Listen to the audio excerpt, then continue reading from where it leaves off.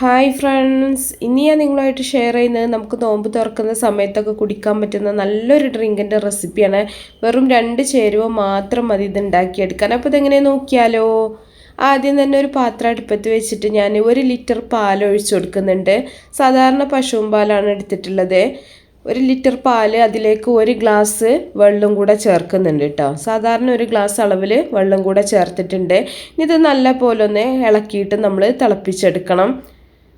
നന്നായിട്ടൊന്ന് തിളച്ച് വരുന്ന സമയത്താണ് നമ്മൾ ഇതിലേക്ക് ഫലൂദ മിക്സ് ചേർക്കുന്നത്. അപ്പോൾ വെറും പാലും ഫലൂദ മിക്സും ഈ ഒരു 2 ചേരുവ മാത്രമേ ഇതിലേക്ക് നമ്മൾ ചേർക്കണുള്ളൂ കേട്ടോ. വേറെ ഒന്നും ചേർക്കണില്ല. അപ്പോൾ നന്നായിട്ടൊന്ന് തിളച്ച് വരണം. ഇനി ഇതിലേക്ക് ഞാൻ ബേക്കേഴ്സിൻ്റെ ഈ ഫലൂദ മിക്സാണ് ചേർക്കുന്നത്. ഇത് എലാച്ചി പിസ്ത ഫ്ലേവറാണ് കേട്ടോ. നിങ്ങൾക്ക് ഇഷ്ടപ്പെട്ട ഏത് ഫ്ലേവർ ഇത് വാങ്ങിക്കാൻ കിട്ടും. ഞാനിവിടെ ഒരു എലാച്ചി പിസ്ത ഫ്ലേവറാണ് എടുത്തിട്ടുള്ളത്. അപ്പോൾ ഈ ഒരു മിക്സാണ് നമ്മൾ ഈ ഒരു പാലിലേക്ക് ചേർത്ത് കൊടുക്കുന്നത്. അപ്പോൾ പാൽ നന്നായിട്ടൊന്ന് തിളച്ച് വരുന്ന സമയത്ത് നമ്മളിത് ചേർത്തിട്ട് നന്നായിട്ടൊന്ന് ഇളക്കി മിക്സ് ചെയ്യുക. എന്നിട്ട് നമ്മളൊരു മീഡിയം ഫ്ലെയിമിൽ ഒരു 10 മിനിറ്റ് ഇതൊന്ന് വേവിച്ചെടുക്കണം കേട്ടോ. ഇതിൽ സേമിയ ഉണ്ട്, അത് കാരണം തന്നെ അത് വേവാനുള്ളൊരു സമയം നമുക്ക് കിട്ടണം. അതുപോലെ വെന്തിട്ട് അത്യാവശ്യത്തിന് ഒരു കുറുകി കിട്ടണം കേട്ടോ. അതുകൊണ്ട് ഒരു 10 മിനിറ്റ് ഒരു മീഡിയം ഫ്ലെയിമിൽ നമ്മളിതൊന്ന് ഇളക്കി നന്നായിട്ടൊന്ന് വേവിച്ചെടുക്കണം.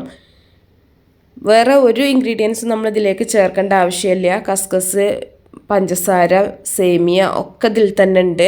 ആ ഒരു ഫ്ലേവർ പിസ്തയുടെ, എലാച്ചി പിസ്തയുടെ ആ ഒരു ഫ്ലേവറും കൂടെ ഉണ്ട്. അപ്പോൾ പ്രത്യേകിച്ച് ഒന്നും ചേർക്കേണ്ട ആവശ്യമില്ല. പാല് വീട്ടിലുണ്ടെങ്കിൽ നമുക്ക് ഈ ഒരു മിക്സ് ഉണ്ടെന്നുണ്ടെങ്കിൽ നല്ലൊരു ഡ്രിങ്ക് തയ്യാറാക്കാൻ പറ്റും കേട്ടോ. വളരെ ഈസി ആയിട്ട് ഉണ്ടാക്കാൻ പറ്റും. നല്ല ടേസ്റ്റുമാണ് കുടിക്കാനായിട്ട്.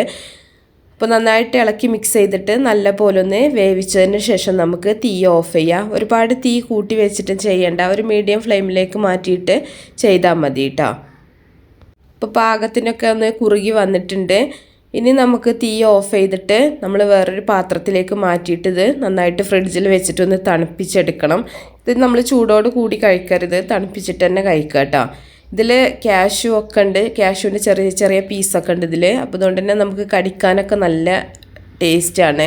അപ്പോൾ ഇത് എക്സ്ട്രാ ഫ്രൂട്ട്സോ നട്ട്സോ ഒക്കെ നിങ്ങൾക്ക് ഇതിലേക്ക് ചേർത്ത് കൊടുക്കാം. പിന്നെ അതുപോലെ തന്നെ നിങ്ങൾക്ക് ഇതിൽ സെർവ് ചെയ്യുന്ന സമയത്ത് ഐസ്ക്രീം ഉണ്ടെങ്കിൽ ഐസ്ക്രീമും കൂടെ ചേർത്തിട്ട് സെർവ് ചെയ്യുകയാണെങ്കിൽ നല്ല ടേസ്റ്റാണ്. അപ്പോൾ എല്ലാവരും ഒന്ന് ഉണ്ടാക്കി നോക്കുക. ഉണ്ടാക്കി നോക്കിയിട്ട് നിങ്ങളുടെ ഫീഡ്ബാക്കൊക്കെ അറിയിക്കുക. ഇഷ്ടപ്പെട്ടാൽ ലൈക്ക് ചെയ്യുക, ഷെയർ ചെയ്യുക, മാക്സിമം സപ്പോർട്ട് ചെയ്യുക. അപ്പോൾ നല്ല റെസിപ്പികളൊക്കെ ആയിട്ട് നമുക്ക് അടുത്തൊരു വീഡിയോയിൽ കാണാം. ഓക്കേ.